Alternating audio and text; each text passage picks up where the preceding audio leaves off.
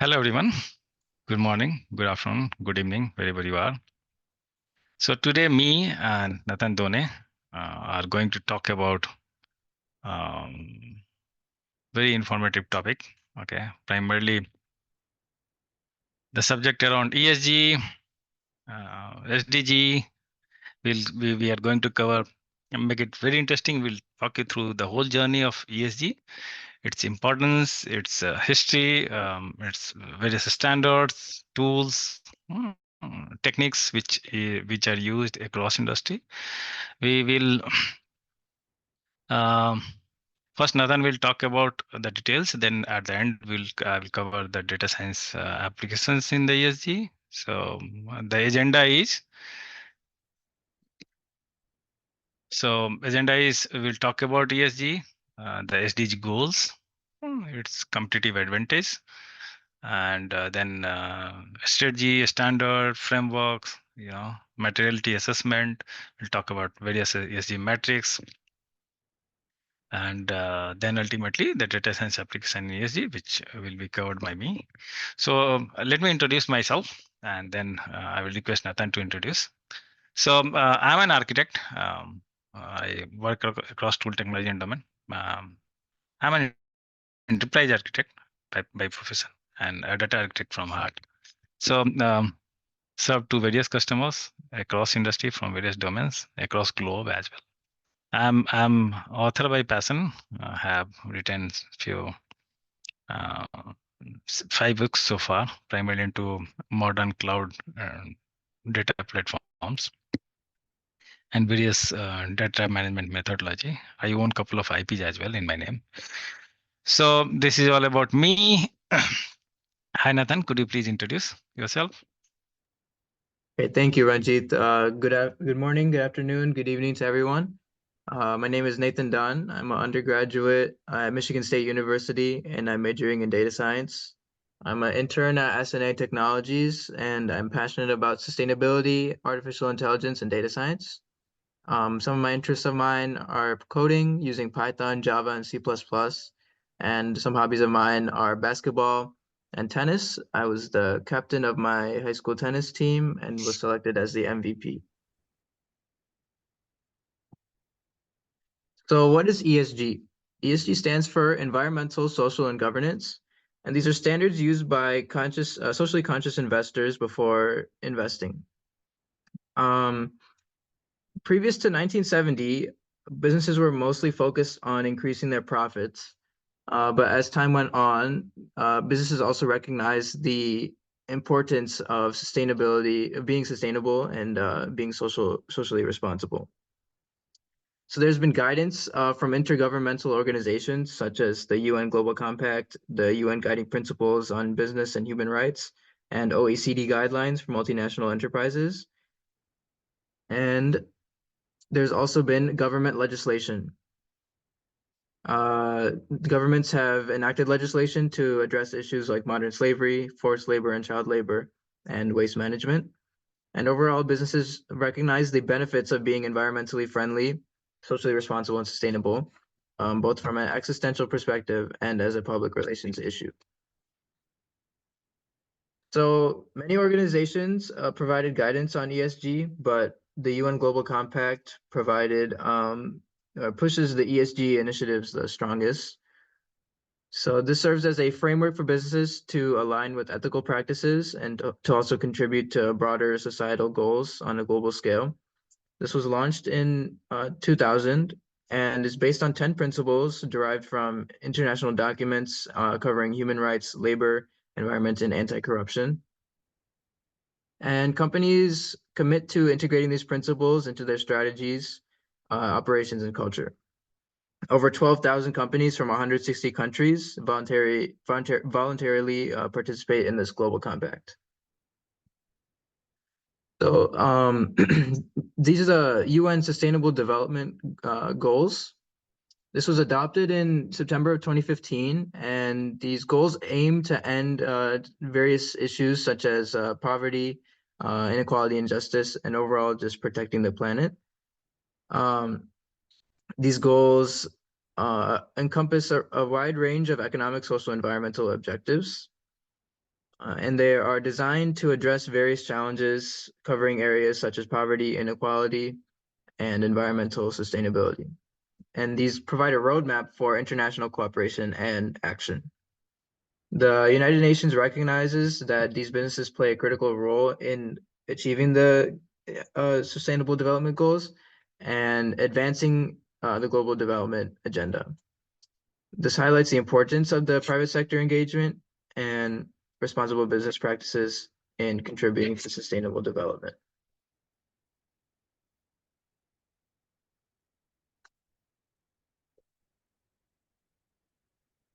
Be a new one.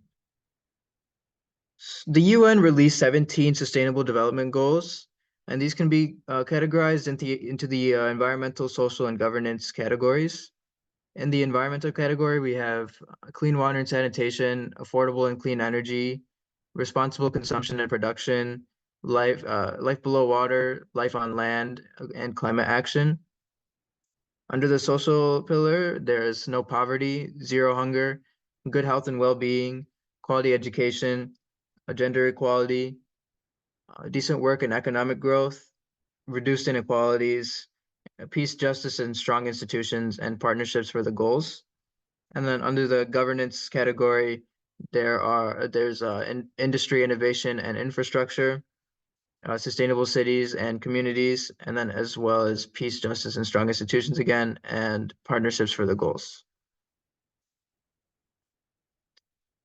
So these are the three pillars of ESG. The first one being environmental. This covers issues such as waste reduction, biodiversity loss, and carbon footprint reduction. And then under the social pillar, companies need to give fair pay and living wages to their employees, as well as benefits and workplace health and safety and community engagement. And then under governance, a company should adhere to the government's regulatory demands.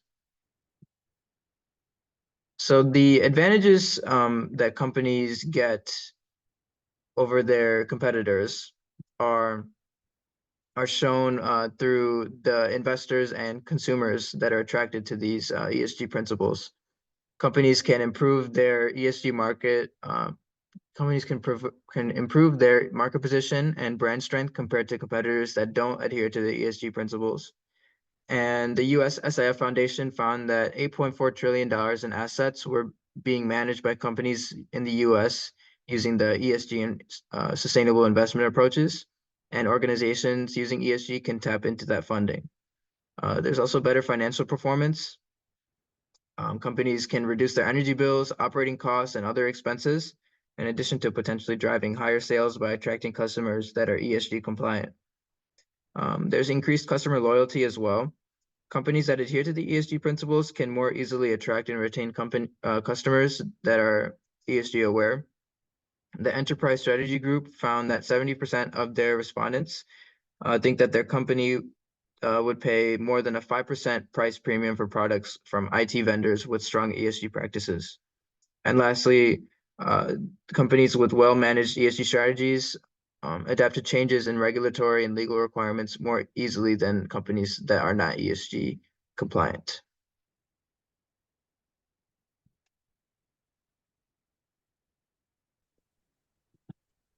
Thanks for bringing this data point, Nathan. It is really important. I would like to add one more point here. ESG, as we all know, it is a mandate today. And the moment it comes to adhering to the mandate, it is not only mandatory for the enterprise who is adhering, the partners, those who are doing business with those enterprises, as Nathan just mentioned. I mean, that is very important and noticed now. So enterprises or corporations, those who are doing business with the partners who are adhering to ESG and those who are following it and working around ESG are always preferred. For example, if an enterprise is, has just introduced some request for proposal or anything, and if there are 5 competitors who are competing against it, and one of them is ESG compliant, they will certainly get an edge. So it has certainly competitive advantage, as prominently mentioned by Nathan, and that is going to add value. It will give you extra A's. So it has a lot of other benefit, but this is one of the prime benefit which is very relevant to the business. Thank you very much, Nathan, for bringing it and supporting it with the data and the numbers. It really adds a lot of value. Thank you. Please go Thank ahead. you. So here are the 8 steps to the ESG strategy. First is getting the input from internal and external stakeholders. So a company should first consult with the board members and the business executives about the issues that are most important to the business, and then use the input that they've gathered to identify the issues that are most important, as well as documenting current performance levels, policies, and practices on the ESG factors that will be addressed as part of the strategy. The company should then define the measurable goals by setting objectives and performance targets for the ESG strategy as a whole, and then create a detailed implementation plan for the ESG program with project timelines, milestones, and responsibilities. Then the company should choose the reporting standards and frameworks. A lot of companies use more than one framework in reporting and disclosing. So choosing the right framework or a combination of them is a key part in developing the successful ESG strategy. Lastly, companies should collect and analyze and report on the ESG data. Processes are needed to collect and analyze data on the relevant KPIs, and then also to prepare and report for the stakeholders. And then a company's ESG strategy should be reassessed regularly to make sure that it's still effective. So here are the standards. The GRI standards are standards developed by the Global Reporting Initiative.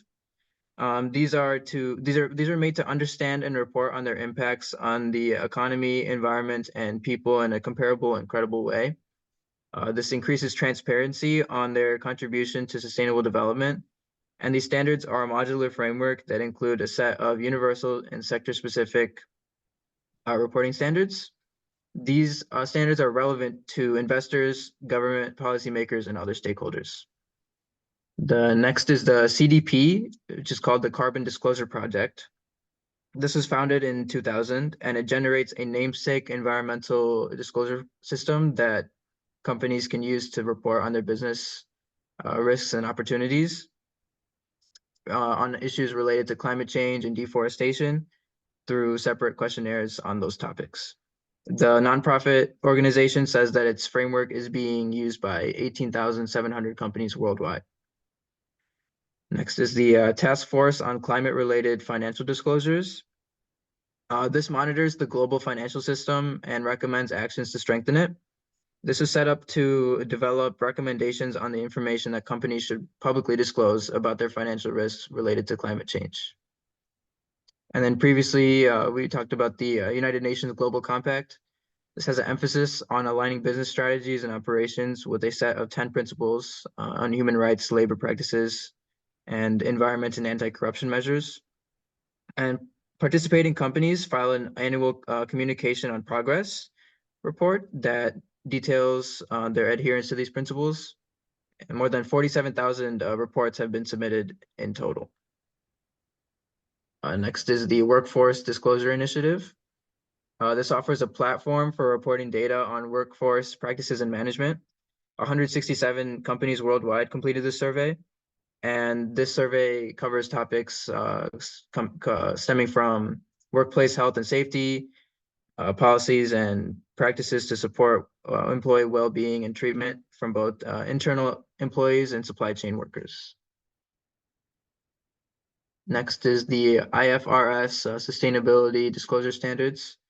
The goal of this is to create a unified set of disclosure standards that can be used globally to report ESG data to investors. This ISSB is working on 2 sets of requirements, one for general disclosures of sustainability and financial information, and the other for disclosing specific information about climate-related risks and opportunities. Next are the SASB standards. This lists a subset of relevant ESG issues for each industry, including markets for different IT products and services. And then last is the CDSB framework. This was developed by the Climate Disclosure Standards Board to support the inclusion of ESG reporting in mainstream corporate reports, such as annual reports and 10K filings. So here are two frameworks. The first one being the voluntary disclosure framework. This is reporting done through online surveys and different questionnaires. This provides a platform and mechanisms for ESG disclosures that are applicable to organizations across different industry sectors and regions. And then next is the guidance frameworks, which provide specific topics, methodologies, and metrics for companies to use in reporting on their ESG performance. So to decide which framework to use, a company should first look at the industry and consider the frameworks that are most often used by companies in the same business as theirs, and also look at the competitors and what they are using. This narrows it down even further to direct competitors. Using the same framework that they do can help in benchmarking against them. And then considering the audience, investors, customers, employers, employees, and stakeholders will often want to see different information about the ESG initiatives. And the choice of framework can be guided by the primary audience and the information that each audience needs. And then lastly, looking at emerging regulations. These mandates on climate-related disclosures and other types of ESG reporting can also influence the framework choices. So this is a materiality matrix. This is a tool used to identify ESG issues that are the most critical to the organization. So some of the most important issues are covered, such as corporate governance, climate strategy, data privacy and protection. And then some less important issues are responsible use of new technology and the corporate whistleblower program. Okay. So this is a double materiality. It's there's materiality and double materiality. So materiality covers numerous laws, regulations, and frameworks. And according to the idea, so the idea of double materiality is that companies should report on their effects on society and the environment, as well as adopting an external perspective on sustainability concerns. Okay, the steps to conduct a materiality assessment is to first identify the key stakeholders, including investors, customers, employees, business partners, and communities where the organization operates and regulates.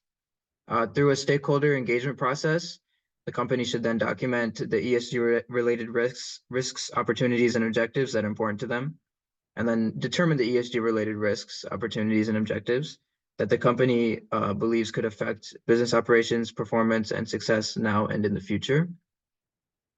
Then the company should integrate and prioritize these ESG-related risks that are identified by the stakeholders and the organization by creating by creating a materiality matrix to visualize ESG goals from least to most important, and then use those priorities to determine how a company will measure and report on the ESG efforts.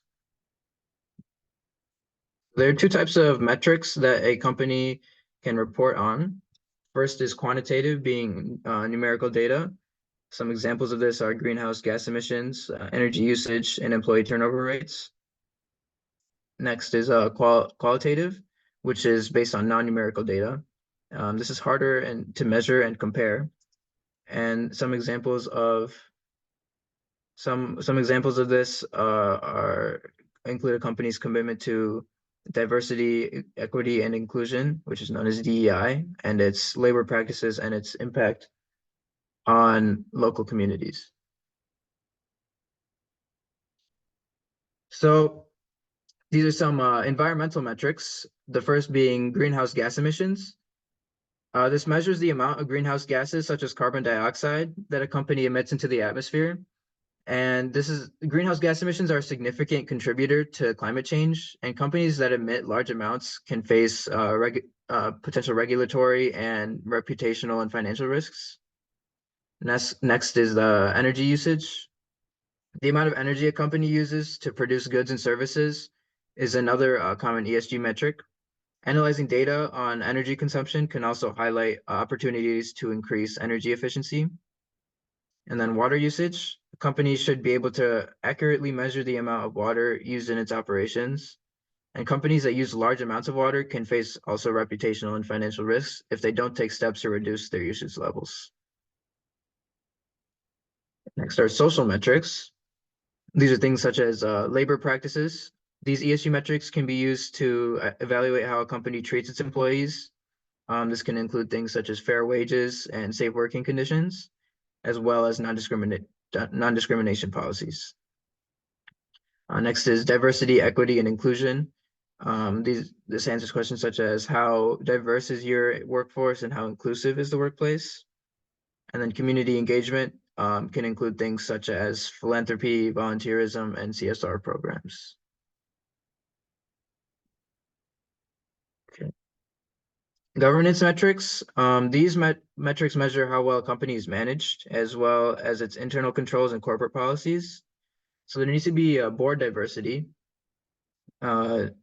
The board diversity can include issues such as gender, race, ethnicity, and age. And then executive compensation. This measures how much a company's top executives are paid. And this can be an indication of how well a company is managed and whether its financial incentives for senior executives are aligned with the interests of its various stakeholders. And then ethics and compliance. This area is very broad, but it can include issues such as anti-corruption policies, data privacy protection, and support for business integrity and transparency. Okay. So the challenges with ESG metrics are first setting clear goals and targets. Companies should reduce their environmental footprint and increase social involvement in the communities where they serve, and then ensure oversight and accountability of the ESG management. And then a company should disclose of the environmental, social, and corporate governance data that they have, and then integrate the ESG factors into business decision making. So this might entail creating an ESG-centered business strategy, integrating sustainability measures into performance assessments, and assessing ESG risks and opportunities when making investments or mergers and acquisitions. And then get all the stakeholders involved in the process. This can be done through large group planning activities or informally including different key stakeholders in a variety of meetings. There are two types of certifications that a company could receive. The first one being the Fair Trade certification. This signals that the company is taking action to promote fair wages across the supply chain, sustainable environmental practices, and a safe and clean working condition, as well as helping to put producers in charge of their own future.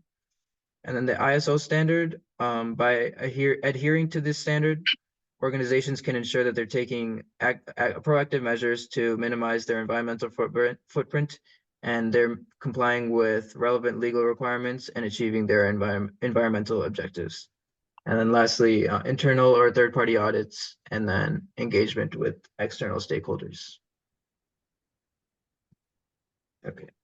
Now, Ranjeet, could you please talk on data science and applications in ESG? Thank you very much, Nathan. And guys, I really like the way he just explained about ESG standards, its framework, primarily the GRI, CDP, UNCG. A couple of them were even not clear to me. I got it clarified. Thank you, Nathan. And specifically while you were mentioning that how to choose a framework, and you talked about a lot of various tools, including that materiality assessment matrix, environment matrix, social matrix, and also that is going to certainly help. Wonderful. Thank you very much. So, hi, good evening, good afternoon, good morning again to everyone. So I will be talking about primarily this role of data science. So the moment it comes to ESG, it is all about environment. The moment it comes to environment, it is all about the climate change, resource conservation, biodiversity, you name it. The moment it comes to social, it it is all about your diversity and inclusion, your labor practices, your community engagement, how you're engaging being a industry, corporate, or enterprise. The moment it comes to governance, it is all about your corporate governance, your enterprise governance, your ethical business practices, what you are practicing into your business, your all shareholders, right, so on and so forth. And all these parameters, all these context are more meaningful the moment it comes to um, generating insights on top of it, doing right analytics, and creating tools to do measure all these parameters, keep a watch, monitor it, whether we are going up, going down, where we are, where our partners are, where our vendors are, you know, and keep trying to improve. Mm. So data science can actually, if you look at, it can help in achieving an enterprise ESG goals by all this what we just talked, by providing the insight on the data generated out of it, generated out of your ecosystem, generated out of your partner system, your vendor system, generating insight, doing analytics on top of it, creating those small big tools. Yeah, including even if up to your CXOs dashboards, where they can actually see that where the world is going, where we are, and where we are trying to go, right? So uh, we we will try to cover one by one. We will try to see that what is the data science analytics role the moment it comes to carbon footprint, the moment it comes to environmental risk, the moment it comes to I mean it is all about environment, right? So the moment it comes to social, we'll talk about its role while it comes to workforce analytics, impact analysis. The moment it comes to governance, we will talk about the compliance monitoring, we'll talk about governance analytics, so on and so forth. So let us go one by one. So, so the data science and analytics for carbon footprint, what we see is uh, we know that we need to leverage the capability of data science for environmental impact assessment to analyze and model data to qualify and monitor a company's carbon footprint, its energy uses. I mean, what is their carbon footprint as of now? What they are trying to achieve, and what is their energy uses as of now, and various other environmental impacts, right? So this helps identify area of improvement as well to the enterprise, respective enterprise who are actually working on it. So they need to, as I told just now, that they need to compare with where the industry is going, what is the mandated target, and where we are today, right? So how can we, so that they can make a right decision? How can they reduce the emission? How can they actually reduce the usage of energy, into their enterprise or corporation, so that ultimately the energy generation also brings up to that carbon footprint and all, right? So yeah, so let us go to the next environmental risk aspect of it. So we can leverage it for various environmental impact assessment, right? So we can create models that can predict the risk around the environmental aspects, a lot of parameters such as climate related events or any disruption, enabling the companies to develop strategies for resilience and adaptation.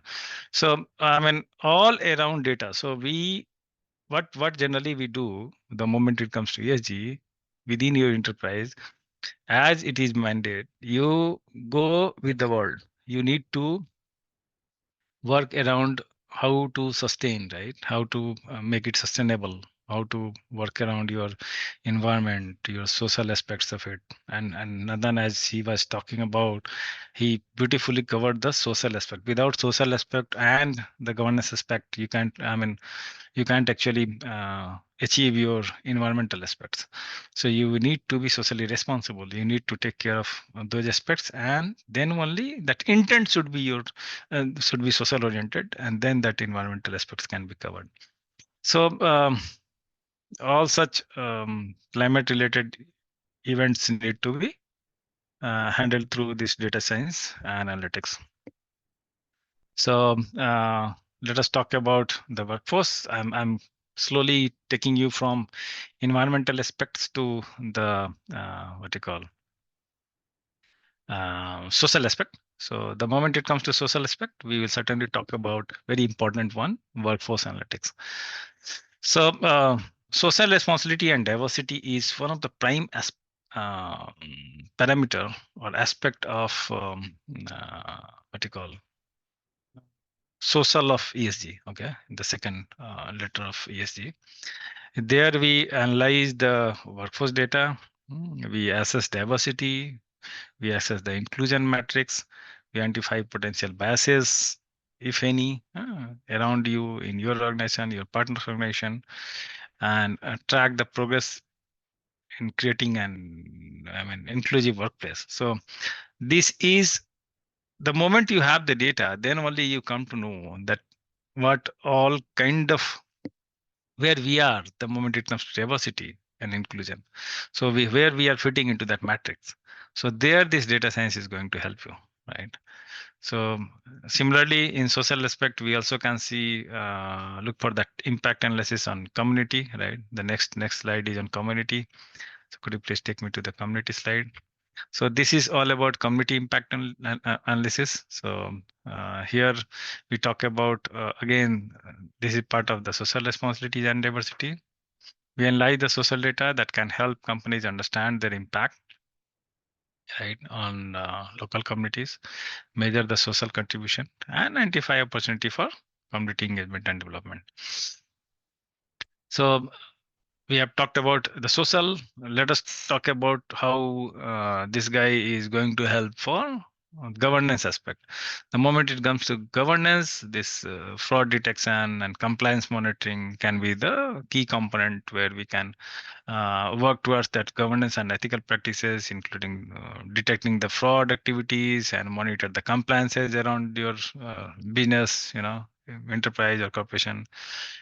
We need to check that what is that ethical business practices and regulatory around your specific business. This might be very specific to the domain, whether if you are even if you are into banking, financial services, you might be into manufacturing, you might be in telecom. Everywhere there are regulatories, so we need to adhere to it. We need to check whether we are doing the ethical business practices and all. The another core component, the moment it comes to governance, is we need to get into assess the effectiveness of that corporate governance structures, right? You need to identify potential governance risk. What all potential governance risks are there for that specific domain-based business, and we need to provide the insight into areas of improvement, and all that can happen only if we apply the data science on top of it. The data which is available uh, from your competitors, from the mandating agencies, from the standards which Nathan just talked, and we need to baseline it. We need to what you call follow the standards, and then we need to actually take it forward and see where we are and where we need to go, right? So baselining and standardization are a few core components.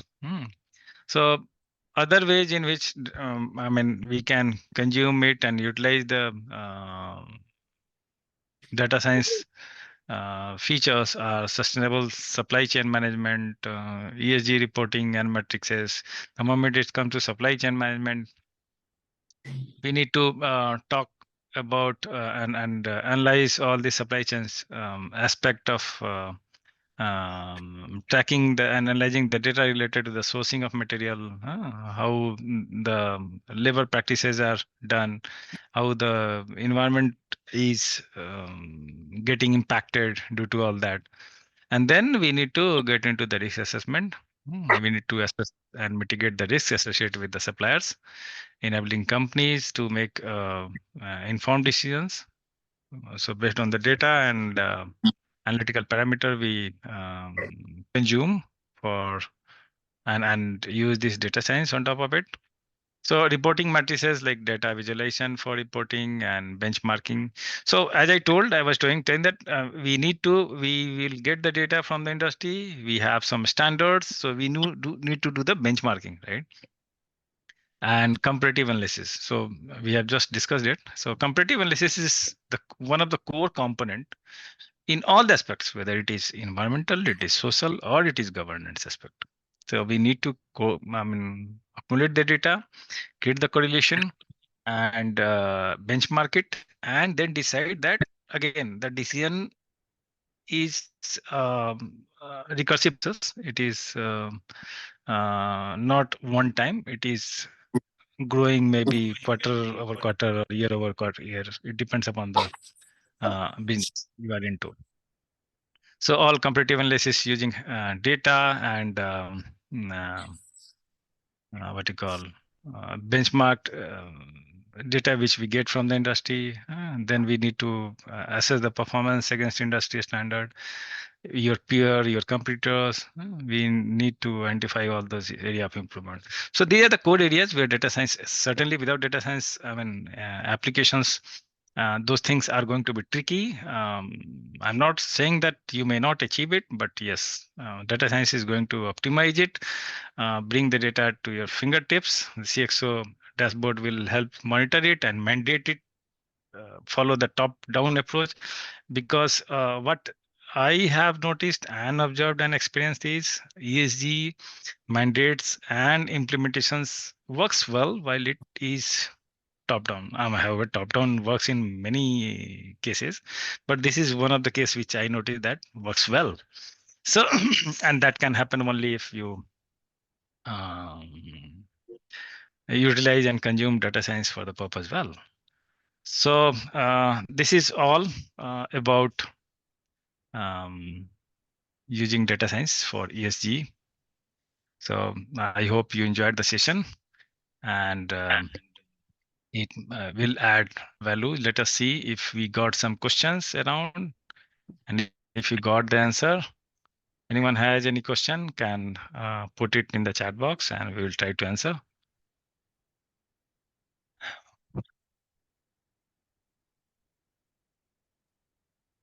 I can see a couple of questions were there and they are answered.